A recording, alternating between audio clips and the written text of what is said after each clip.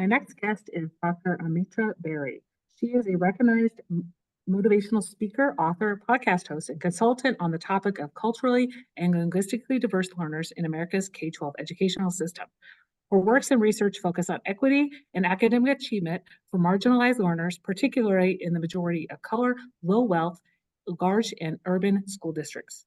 Dr. Berry is the host of the podcast Educational Equity, Emancipation, and author of the books Affecting Change for Culturally and Linguistically Diverse Learners and Equitable Instructional Practices for Culturally and Linguistically Diverse Learners, as well as numerous other articles addressing educational equity. Welcome to the podcast, Almitra. Good to be here. Thanks for having me. Well, we'll start off with a question I ask everybody. Tell me about a time when you were in the trenches and managed to collapse. That time that I sat there and just cried and asked why I had chosen to do what I did. I did not start out as a teacher. When I was in college, I was a political science major. I was either going to be a lawyer or stay in the world of politics. But life happens. And I became a classroom teacher in California. I started out at the high school level and it was fun. I love my content. I love teaching US history, American government. I mean, that was truly my lane based on what I thought I was going to be doing when I was younger. But ultimately, I found that I had high school kids who couldn't read. And so to do something that was good, I wanted to teach down at the elementary level where I could make a difference. So I got hired at a school that was literally located in a federal housing project. And my students came from that surrounding neighborhood. They either lived in the housing project or adjacent to it. They were all learners of color. They were all multilingual learners, what we now call multilingual learners. And only one of my 26 kids that I had that first year at sixth grade could read on grade level. And it was disheartening. It was, I would sit at my desk at the end of the day and just cry. I would call my best friend up and cry on the phone and ask her, what was I thinking? Why did I do that? Why am I here? And it was truly a challenge for me. I did not expect what I saw going into that classroom. But as things would go, as God would make a way, as whatever power it is you believe in, you're there for a reason. And I found that reason and learned that I couldn't just teach whatever I wanted to teach, however I wanted to teach it, that there was a scientific approach that had to be had. Remember, I started out at high school. At high school, you teach content, you fall in love with your content. The elementary is very different. And that is where I learned about the science of reading and just being in there and fully committed to doing something for those children that was going to change their life trajectories. I wanted them to have the same type of opportunities I had as I went through middle and high school and then on to college. I wanted that for every single one of them. And so a lot of hard work, a lot of time, a lot of dedication, a lot of study, and finding the right connections and context and content and methodology that worked for those children created a whole new love of teaching and learning. My kids, I should say our kids, because this wasn't something I could do all by myself. It was a team. It was all of the sixth grade teachers getting together and saying, this is what we're going to do. Taking our personal time off to go and get trained, and then a little I was going to say lying and cheating, but that doesn't sound good. A little creative thinking as to how we could get appropriate instructional materials without getting budget, because there was none to be had, and we didn't want to tell our principal what we were doing because we thought he would say no. But the success that came out of that at the end of that year was that I at least was sending my children off to middle school with a fighting chance. Most of them had grown 2 to 3 instructional grade levels over the course of that first year that we decided to make that change. And in coming years, we saw even greater gains. That not only changed their life, and I've heard from that first crop of kids as the years went by and they were successful in middle school and high school. They've come back and said, thank you. It changed my life. I've heard from them later. I've had kids find me. Now that was now almost 20 years ago. And I've had these kids, my last name has changed. I no longer live in the state of California. I've had former students find me on LinkedIn to say thank you for doing what you did, for teaching me how to read as a sixth grader. You know, it changed my life. Here's what I'm doing now. So I think about that, you know, that time when, and as teacher retention is a huge issue and the retention rates are so small that for those teachers that are in that situation, you know, it's back to school time. If you find yourself sitting at your desk asking, why on earth am I here? How am I going to get through this year? What am I doing? That you can do it. There's a reason that you're there.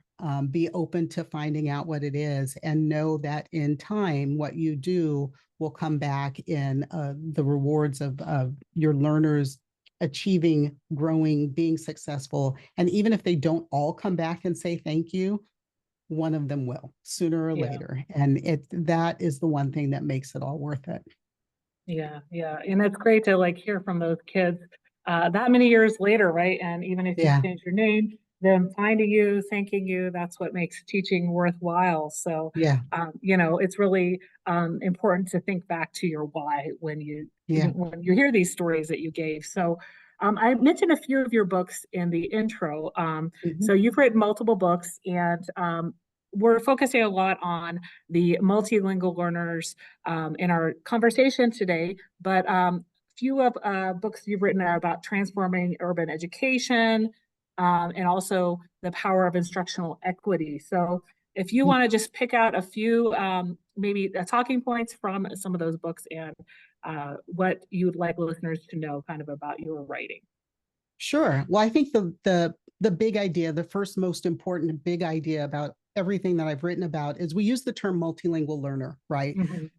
A lot of times when people hear that, they think about kids who speak Spanish primary language. They speak, you know, some other language as their primary language. But when I talk about multilingual learners, I am a lot more inclusive because we have Chicano students who speak Chicano English. We have Black students who speak African American English. In West Virginia and up in the mountains there, we have white children from Appalachia who speak Appalachian English. It is not the English of school. It is not school English, but they are multilingual learners.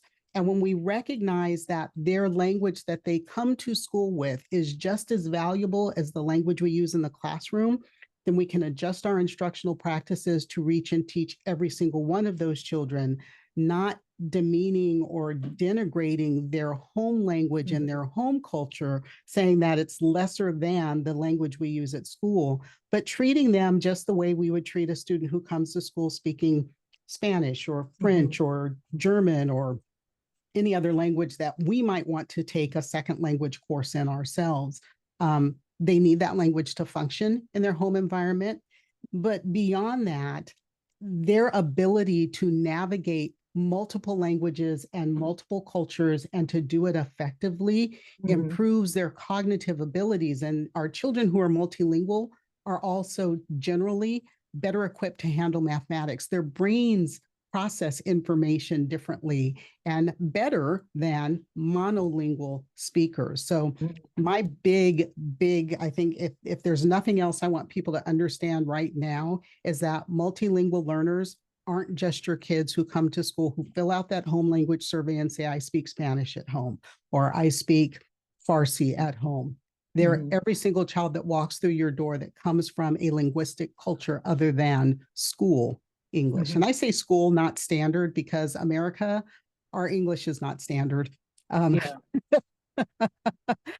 school, we tend to speak what I call school English, which has multiple components of standard English, but our English is not so hot.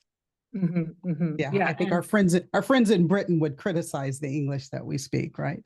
Yeah, and like you said, it's focusing on the aspects that kids come with when they're multilingual learners. Yeah. As well as also just really having culturally relevant pedagogy. What are some things you can talk to in terms of like pointing out some of their strengths and their cultural knowledge and where they're coming from?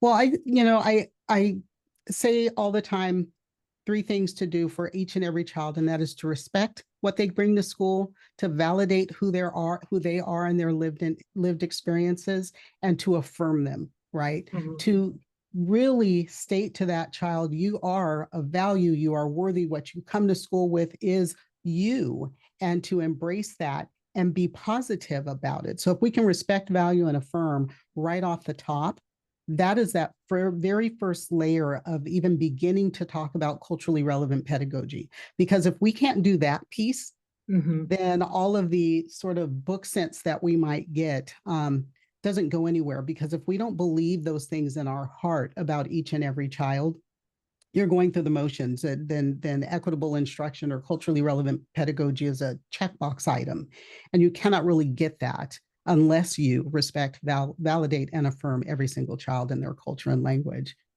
Mhm. Mhm. So we talked a little bit in the pre-chat about your podcast. So as I mentioned in the intro, you have hosted the podcast, which is Educational Equity Emancipation for about a year. Tell Mhm. me a little bit about kind of how often the podcast is released. Do you have guests on? What are some of the talking points that you have on the podcast? Sure. So yeah, to make it easy, because it is a mouthful to say Mhm. educational equity emancipation, I always call it the 3E podcast. Okay. So if that makes it any easier for you to say, absolutely, yes, I do have guests on. And Dana, I'm actually hoping that you'll be a guest on my podcast in the very near future. We do publish weekly. We drop an episode every week. If there is something that is pressing or very newsworthy, or, as I say, something that really ticks me off that week, there may be a special episode that gets released in the interim, but there's always at least one episode a week. We just released episode 109 this week, so we're 110 episodes in. I'm very excited about that. And right now, I am focusing, because of the time and space that we're in, I am focusing on the chapter on education in Project 2025 and really digging into 12 elements that are in there that would dramatically, I called it a seismic shift in Mhm. education, should that group of people gain power and implement that plan. It will change education, K-12 education, dramatically, and disproportionately impact children who come from homes of low income, our marginalized learners, our children of color, our multilingual learners. Those are special education, our children who are neurodiverse. All of those populations that we have to take specific steps to make sure that they receive the appropriate instruction that they're entitled to. A lot of that will go away, and that Mhm. it scares the living daylights out of me. It should scare every single one of us. We already have teachers that are being prosecuted, teachers who are losing their jobs or just walking away because of that political environment. And so I think it's Yeah. important for us all to understand what's in there so that we're informed before we go to the polls and vote. So that's a big piece of what I'm doing right now, trying to take those 12 elements and cram them into 6 episodes on the podcast. But I do have guests routinely. Right now, I'm sort of on the, not sort of, I have a special mission right now to elevate other voices that might not be Great. heard. Not everybody can start a podcast. Not everyone knows how or wants to, but there are people who might want to sort of test the waters, or they Mhm. want to do a little bit but not all of it. So I put out a call for what I call my equity warriors, people who are focused on equity like I am, inviting them to come on, A, as a guest, but B, also if it's, something that we can work out because it's of interest to them, that they can guest host, whether it's once a Mhm. month, once every 2 months, if it's a special topic that they want to focus on. So there is that. But then my regular guests cover the gamut. I like to make sure that we're talking about not just teachers and school leaders, but also to our parents and our caregivers, because they're an essential piece of our educational system. So I like to make sure that I get episodes that are relevant to our parents, to caregivers, to school board members. I like to have school board members on. They are a little more reticent, I think, to pop on the podcast and talk. And I understand that. But I've actually had a Florida state legislator on the podcast. She was amazing, former school board leader, who was on the show. So we had a wide variety of guests, everything about education, from the science of education, science of teaching and learning, to the education policy, parent awareness, parent involvement, things that parents can do at home. I even did, I think it was last summer, I did several episodes that were really focused on, designed for parents, but to give them tools on how to work with your school, how to talk to your teacher, what you should expect, and how to create an environment at home that is positive and supportive of your child, and will help them be successful in school. So it's a big bucket on the 3E Yes. podcast. Yes, definitely. But that gives listeners a little bit of information about what to look for and some of the things that you're passionate about discussing on the podcast. So you have now transitioned to consulting services. So you have now founded A.L. Berry Consulting Inc. And then started your podcast a year ago. So how did you move from working in districts and doing more consulting with the districts to finding your current LLC? Sure. So I went from the classroom to an educational publishing company, or educational content provider. And I did that for 16 years. Okay. So in that time, I was in schools all over the country. I still have 4 states that I have not worked in. So if you're listening and you're from North Dakota, South Dakota, Connecticut, or New Hampshire, here I am. As soon as I get those 4, I'm done. Not done. I'm not done with schools, but I will have worked in all 50 states. I did some work in Canada, across the Caribbean. So when it was time for me to step away from what I say is a corporate box, where what I could say and could do was limited by what that organization wanted, in order to meet their profit and their revenue goals. When I could no longer bite my tongue, because I'd already bitten half of it off, it was time to step away and do what I felt was the right thing for children all the time, to say the things that needed to be said, to have courageous conversations, to have voice and agency that was truly mine. So I hung out a shingle, opened up a LinkedIn account and a website, and off I went. Fortunately, because of those 16 years of working all over the US and Canada, Caribbean, I did have contacts established already. So I was able to get into schools and districts pretty quickly, and continue my work there. I also, had 1 book published at that time. So, that's sort of a lead in, hey, here's my book. But also there's, the book publisher has a sales team that puts my book in front of leaders as well, and says, hey, you know what, she does workshops and she does keynotes and whatnot. So that's been helpful. It was sort of a meandering road, but what I like to share, especially with educators, is there are jobs, it's like, I don't want anybody else to leave the classroom. If it's not your time, don't leave. We desperately need you in the classroom. But if you feel a desire to do something that's slightly different, there are so many things about education that they did not teach us in Teachers College, right? And I don't know about you, Dana, but when I was in Teachers College, and nobody told me that I, could take my teaching experience and credentials and go to work in educational publishing. Nobody tells you about consulting and all the other, or podcasting. I don't think podcasting did not exist when I was in Teachers College. So, that kind of makes sense. But there is a world that is that education arena, so much more that's out there, that we may not necessarily know about, but that's that. Yeah. Yeah, definitely.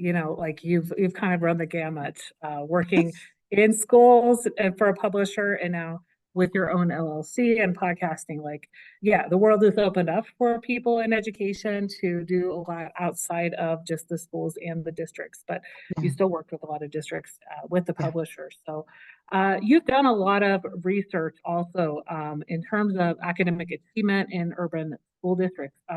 What are the key finding from your research that you'd like to discuss? Um, if I can, I want to go back and say one thing before I leave the Sure. schools. Um, I stopped counting after my 723rd school Wow. district. So sometimes people say, well, where have you worked? It's like, I stopped counting at 723. I can give you all of the big names that I've been in and a few of the little ones because, near and dear to me, or I was back so many times that it takes 3 days to get there. Those kind of small districts in very rural spaces. But, there's a song that says, I've been everywhere, man. And I kind of feel like it. So it was that work that inspired me when I was working on my master's degree. I was working with Detroit Public Schools. So anybody from Detroit out there, hey, and working primarily with 18 of their schools that had large populations of multilingual learners, many of whom spoke an Arabic language, right? Mhm. So it was not, it's like I got Spanish, I had Spanish credential, I was good with that, but a language that was very different for me to work with. Mhm. But multilingualism is multilingualism, and so if we understand the practices and Yeah. strategies, what works, how do we define it? How do we work with it? What do we identify? What are the challenges, especially for early learners? We can follow the science and do well by those children. But what I was finding as I was working with those schools is the issue was not that we didn't have the right pieces, we didn't have the right strategies.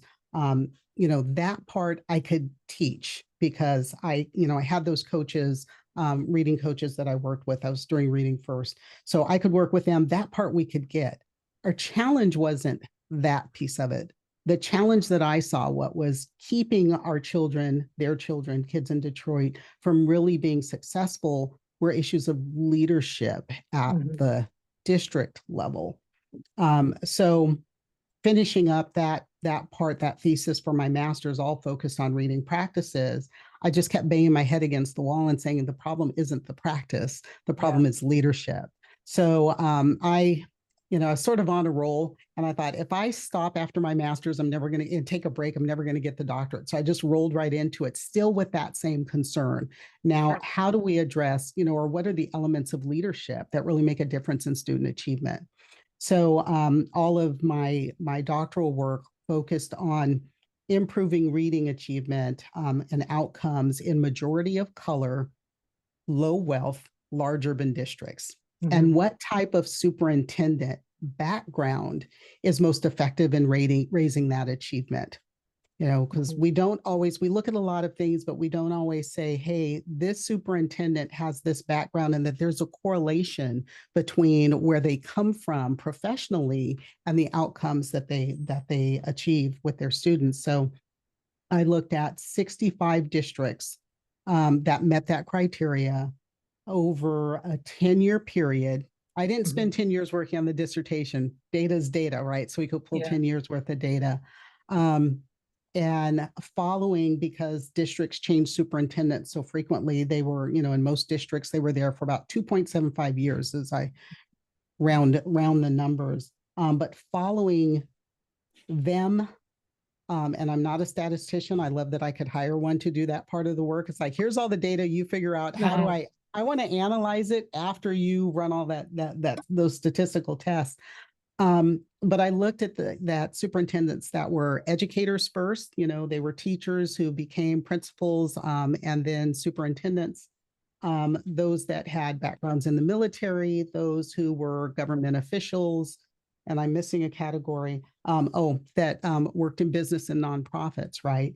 To see which professional background led to the greatest results Mhm. for our students. And surprisingly found out that teachers who became superintendents were not the ones who were getting the best outcomes. It was coming from people who had more objective backgrounds. So actually, it was military and business and government that were, but our military number was really, really small. So I think that one was statistically, we could not prove.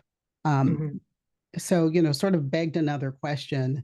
And I was not about to do a whole nother doctorate to find out. So I left that for somebody else to, here's what I got so far. You take it and run with it to see what comes of that. But, there are things that we don't think about when it comes to student achievement. We tend to say, not, there are people who tend to say, well, those kids, or we put them all together because they are of a certain color, race, ethnicity, linguistic background, that they're Title I, and say, well, their outcomes.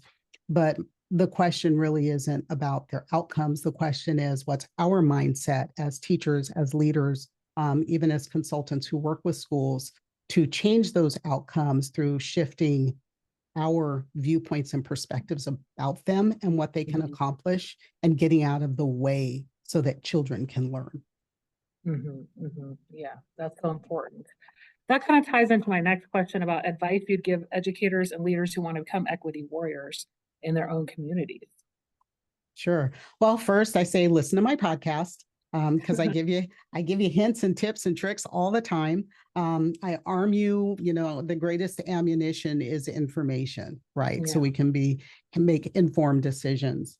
But I would say the one thing, really, probably the most difficult thing, is to be an equity warrior means to be an ally. And to be an ally, you've got to be willing to put your body on the line for what is right.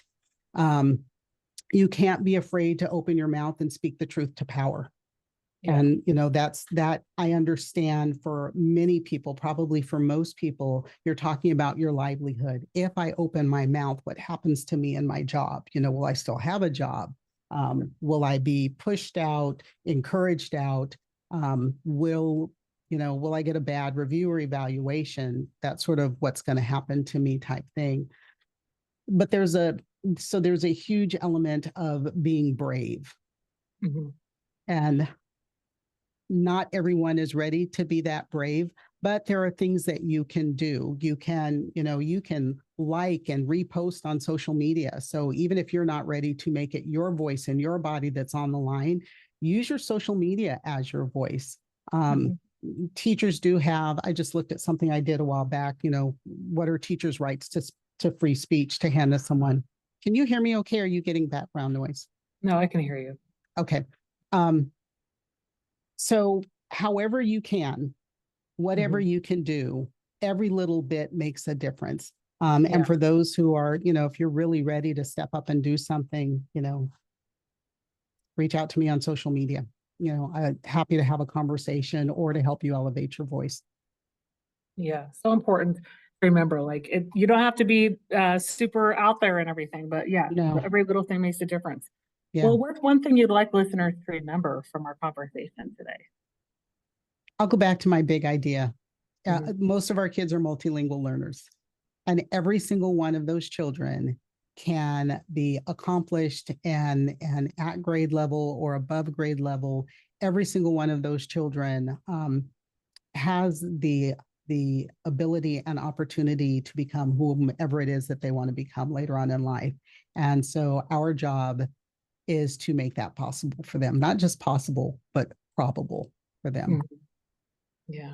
Where can people connect with you and find you online? Well, that's easy because I am at Almitra Berry everywhere. And I always joke, growing up with the first name Almitra back in the 60s was not an easy thing.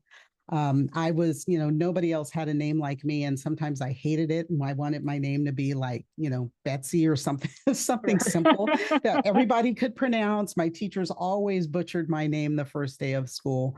But later on in life, I've come to accept and actually be encouraged by, it's really easy to find me because there's only one me. There's only one Almitra Berry that's out there.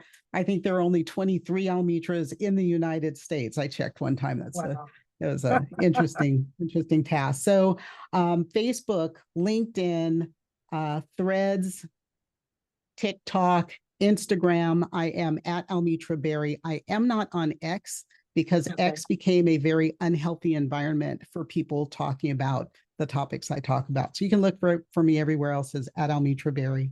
If you find me on social, you'll definitely find links to my podcast, my website, my books.